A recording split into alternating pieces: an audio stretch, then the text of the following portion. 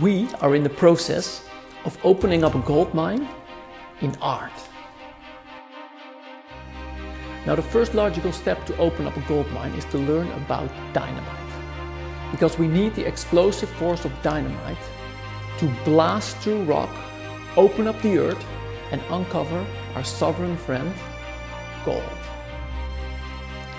Dynamite comes from the Greek word dunamis, which means power, potential, or ability.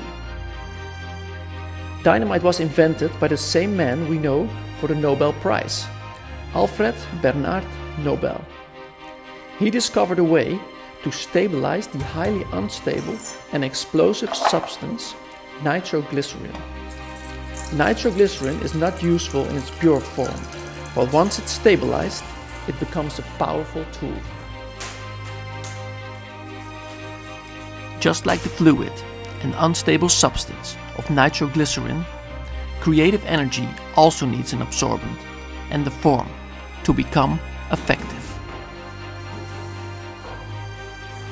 So discover with us the possibilities of this explosive force, and together let's open up a gold mine in art and blow up everything that covers the gold we are searching for.